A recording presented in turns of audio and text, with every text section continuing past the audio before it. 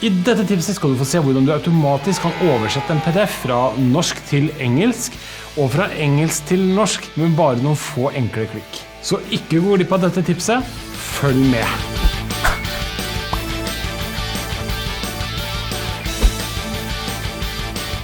Hei og velkommen til et nytt fredagstips. I dette tipset skal du få se hvordan du kan oversette hele dokumenter med Google Translate. Ja, metoden fungerer fint for Word-dokumenter, Excel-regneark, PowerPoint-presentasjoner og PDF-dokumenter. Oversettelser av PDF-dokumenter er ofte tungvint og kan kun gjøres med et utvalg av teksten i dokumentet. Med denne metoden gjør Google hele jobben automatisk. Supert for deg som har dokumenter eller avtaler som du ønsker i en annen språklig drakt, enten for deg selv eller for andre. Som alltid er det enkelt å få til selv, bare se her. Du kan begynne med å starte opp nettleseren din slik som dette. Siden vi skal bruke er gode gamle Google Translate, translategoogle.no. Men før vi starter oversettelsen, så ta deg gjerne noen sekunder til å abonnere på YouTube-kanalen vår. Her får du ferske nyheter og tips hver eneste uke.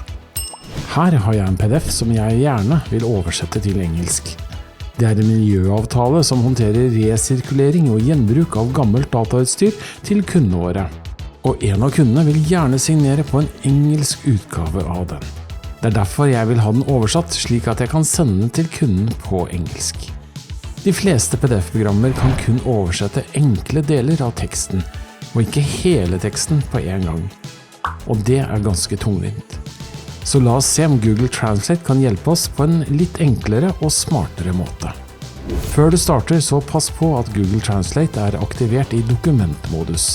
Alt du trenger å gjøre er å klikke her på dokumenter, så er du klar for å oversette, ja, du gjettet riktig, dokumenter.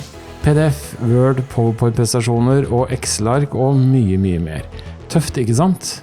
For å oversette PDF-dokumentet er det bare å dra og slippe dokumentet ditt her over den lille skyen til venstre, slik som dette. Nå klikker du på oversett og la Google Translate jobbe med dokumentet ditt noen sekunder. Ja, du må gjerne slappe av litt eller finne på noe produktivt til Google er ferdig med å oversette dokumentet. Ja, nå er den klar. Når oversettelsen er klar, kan du åpne oversettelsen her og gjennomgå resultatet. Denne ser ganske ok ut. Som du ser kan fonter og annet smårusk endre seg, men stort sett gjør Google en bra jobb. Husk at du kan alltid laste ned det nye dokumentet i engelsk drakt og åpne det i Word. Ja, da kan du redigere det i Word slik at det blir helt perfekt. Fonter, tekst, overskrifter, ja, du får det akkurat som du vil ha det. Stilig, ikke sant? Er du fornøyd med jobben Google Translate har gjort, kan du laste ned dokumentet her ved å klikke på last ned oversettelsen slik som dette. Nå kan du sende dokumentet til signering, eller sende en engelsk kopi av dokumentet ditt på e-post. Smart, ikke sant?